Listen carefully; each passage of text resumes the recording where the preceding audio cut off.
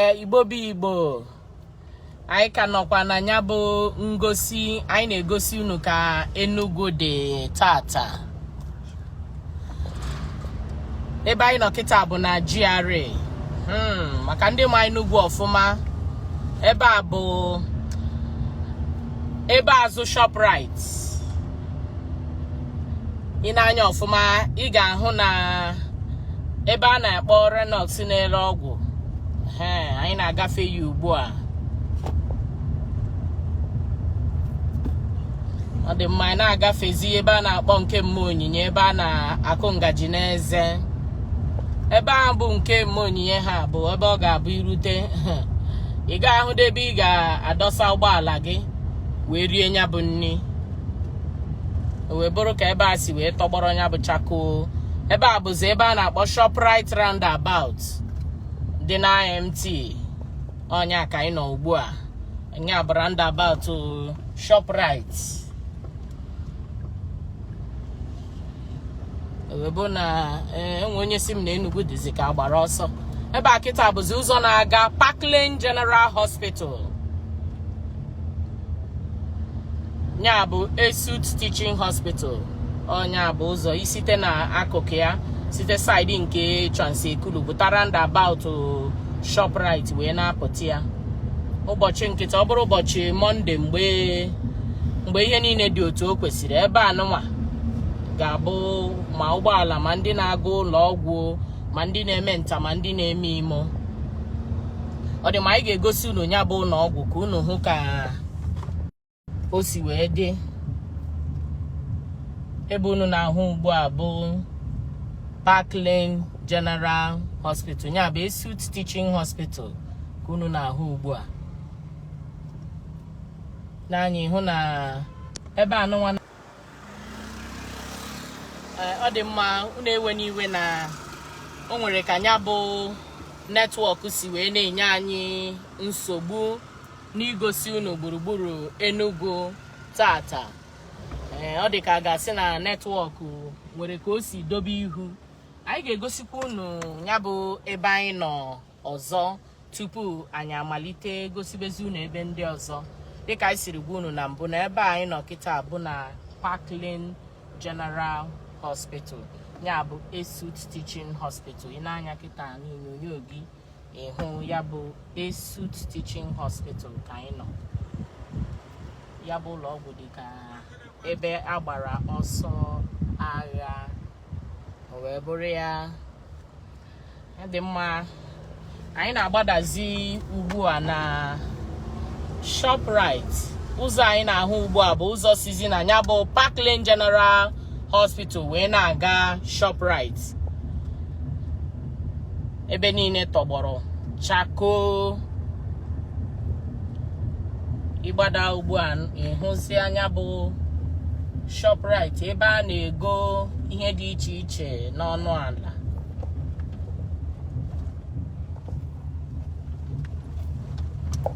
Ya bụ ebe bụ ebe ama ama n'Enugu. Leenu ka ya bụ Shoprite si wee dobe ihu n'ụtụtụ tata.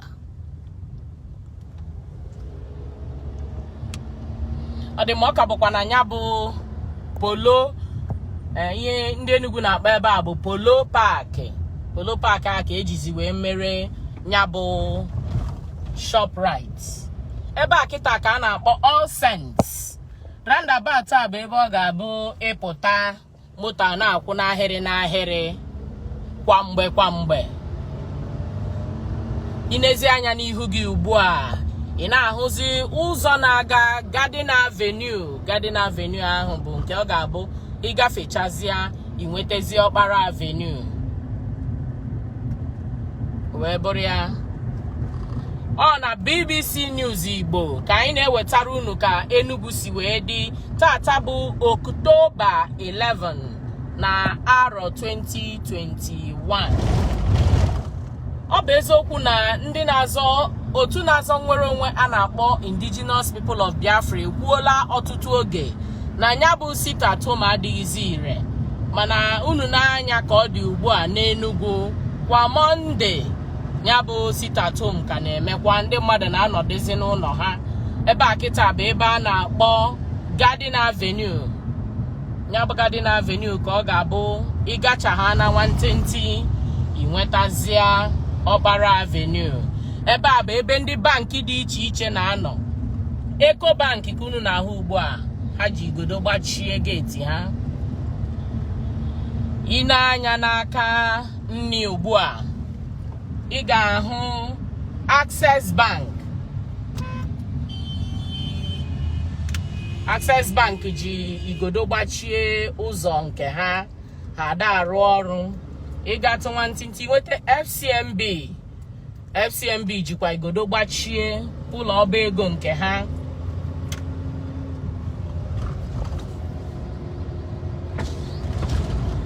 Ị gatụ nwantịntị kịta ịfụ Central Bank of Nigeria. Ka anyị na-ekwu ọnụ mara ma ha ejikwa igodo wee gbachie ọnụ ụzọ nke ha.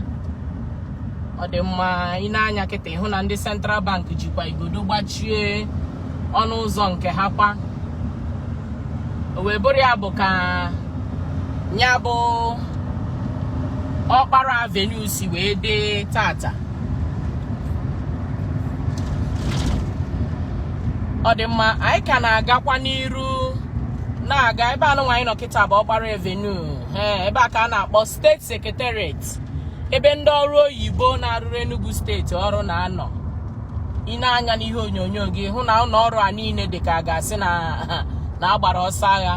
Ministry of Works, Ministry of Transport, Ministry of ihe niile, ancha niile gbachiri agbachi. Ebe nke a bụ ebe ndị Enugu State Council for Arts and Culture ha gbachiri agbachi. National Directorate of Employment, Enugu State Ministry of Education, NAPTEB, ụlọ ọrụ a niile gbachiri agbachi. Ebe anyị tinyere isi ugbu a bụ ebe a na-akpọ Chris Chemist. Chris Chemist a bụ ebe na-ekwo ekwo ama ama nwanne Old Park nakwa Holy Ghost ancha na ofu ebe nekwa First Bank. First Bank gbachikọkwara agbachikọ ha anọghị ọrụ. Ma Union Bank nọ n'aka nri na aka ekpe. UBA, Stanbic IBTC Bank ha ncha niile gbachiri agbachi. Ọ dị mma ebe a kịta bụ ebe ndị na-atinye mmadụ n'ụgbọala nọgasị na anya bụ Chris Chemist. Ha ncha niile gbachiri agbachi. Ebe a kịta Peace Mass Transit, Peace gbachikwara nke ya agbachikwa. Wee bụrụ na ọ naanị ofu ụgbọala ma ọ bụ abụọ bụ ihe na-egosi na ha na-atinye ndị mmadụ n'ụgbọala. Ebe anyị nọ kịta bụ Old Park nakwa Chris Chemist ụzọ na-aga Old Park. Anyị sị ka anyị tụgharịa gosi unu ka anyị kesi anyanwụ. Tata bụ Monday 11th October na Main Market nakwa Holy Ghost. Ọ dị mma unu ahụgoni ya. Ebe a bụ ebe a na-elodu ụgbọala na-aga ebe niile na Nigeria, ma Lagos ma Abuja ma ugwu Hausa niile dị iche iche. Ha ncha gbachiri agbachi. Lekwanụ Main Market Enugu, nke a bụ Ogbete Main Market Enugu. Ogbete Main Market Enugu gbachikọrọ agbachi. Monde gara aga anyị ka hụtụrụ ọtụtụ mmadụ, mkpụrụ mmadụ one ma one pụtara nụ, mana nke tata dịzị ka a ga-asị na ọ ka njọ. Ebe niile mechiri emechi. Wee bụrụ ya tata bụ Monday 11th October. Ma Holy Ghost Cathedral dị n'Enugu ebe a na-ekpe ekpere gbachikwara agbachi. Ị na-anya kịta ịhụ na ebe a bụ geeti ya bụ Holy Ghost Cathedral dị n'Enugu. Ọ gbachiri agbachi. Wee bụrụ ya ebe a kịta bụ ị na-erute ebe a ndị keke na ndị na-elodu ụgbọala na-anọ ebe a na-akarị. Kwa mgbe ị ga-ahụ ihe karịrị otu narị ma ọ narị abụọ nọ n'azụ ụzọ. Wee bụ na ha anọghị ya chaa. Ọtụtụ ndị anyị hụrụ Monde gara aga anọghịzi ya tata. Ma Fine Brothers nọ n'ụzọ ha ncha gbachiri agbachi. Ekesim Motors, Chikasimma Motors, Pakpin Transport, GIG Motors, Okesin Transport, GUO, Young Shall Grow, Gold Transport na Young Shall Grow ha gbachiri agbachi. Ha ncha niile gbachikọrọ agbachikọ. ebe anyị na-ahụ ugbu a kịta bụzi roundabout sizi main market gabazia Ogui Road. Ka anyị gosikwa unu ka Ogui Road si dobe ihu tata. Ebe a kịta bụ Ositatech Polytechnic gbachiri agbachi. Anyị atinyeghị isi n'ogologo ụzọ ahụ soro kasị nnukwu n'Enugu bụ Ogui Road. Ebe a bụ ACB building. Ndị a niile bụ ndị na-eregasị ihe eji akụrụngwa a na-akpọ electronics eji ebi n'ụlọ. Ha gbachiri agbachi. Platinum Mortgage Bank ụlọ ọrụ ha gbachiri agbachi, ma ndị ụlọ họteelụ dị iche iche. Anyị agafeela Union Bank Ogui Road, ndị nke a kpọchikọrọ akpọchikọ. A wee na-agakwa ugbu a na-apụta ebe a na-akpọ Subway. Subway bụ ebe ụlọ ọrụ ndị oloko si abanye.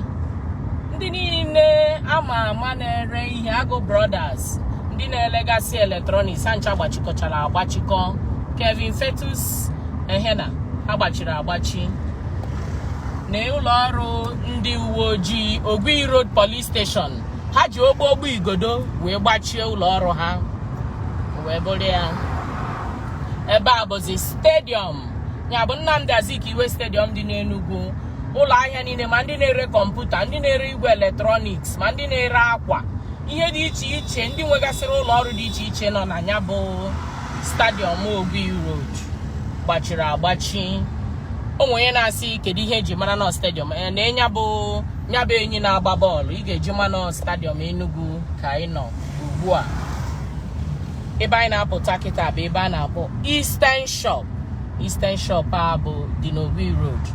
Ọ ga-abụ ịgafesizie nya bụ Eastern Shop, ịgbadabazia Artisan, Oloko Gate na ndị ọzọ niile.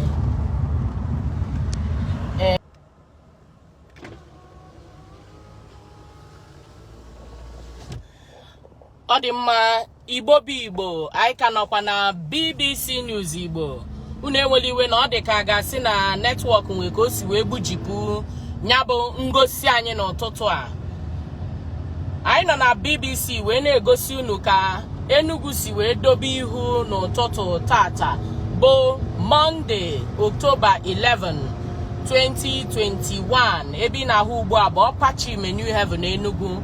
Anyị egosigo ya unu mgbe anyị na-aga wee sị ka anyị gosikwa ya unu n'ụna, ka unu hụ na ụlọ ọrụ niile, ụlọ ahịa, ma ụlọ ọba akụ niile nọ na New Haven na-agbachikọchara agbachi.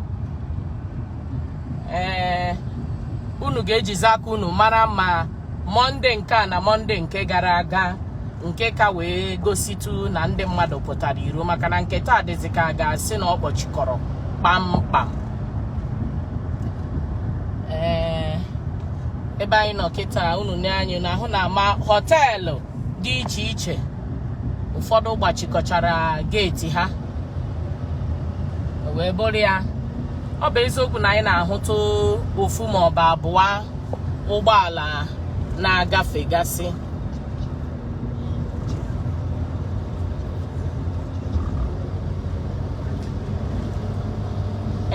Ebe a kịta anụnwa bụ na anyị abatago na ya bụ Lower Chime. Ịgafee obere ugwu anụnwa, ịma na ịbatago na nke a na-akpọ Lower Chime Avenue dị na New Haven. Ebe a bụ Mount Carmel Hospital, ya bụ ụlọ ọgwụ ama ama, ma ọtụtụ ụlọ ọba ahịa ndị mmadụ makwazi. Anyị ga-egosi unu ebe dị iche iche n'Enugu ka unu wee na-esonyesi anyị ike mara ka Enugu si wee dị n'ụtụtụ a. Ị na-anya kịta ebe anụ anyị na-egosigasị gị, ịfụ na ụlọ ọba ahịa niile gbachiri agbachi, ma nke na-ere ọgwụ, ma nke na-ere akwa, ma ndị na-ere ihe ọbụla a na-ere ere. Ha gbachikọchara ụlọ ọba ahịa ha n'Enugu tata.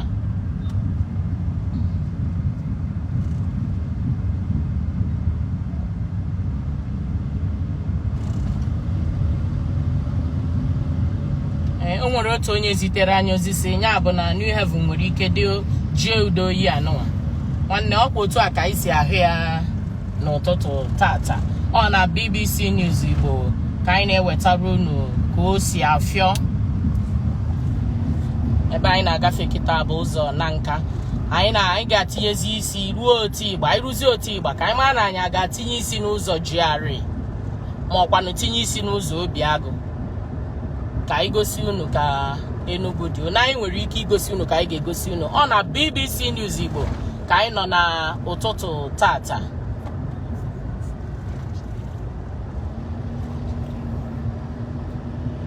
ebe unu ahụ ugbu a n'ihe onyonyo gị bụzi nya bụ Otigba ka anyị na-eru ugbu a. Otigba bụ ebe ama ama n'Enugu. Ịbịacha Enugu ịgafeghị Otigba makwa m ebe ije.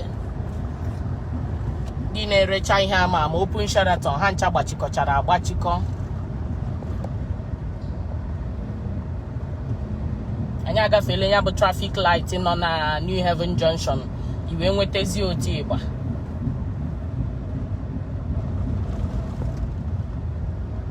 Unu maka ndị Enugu si ma ọ na-abụ ruo n'isi ụtụtụ ebe niile atọgbọrọ, ọ na-ewetezi aka n'efifie ndị ọkara obi ebido pụtatụwa. Ụlọ abụ ụlọ ama ama na Otigba.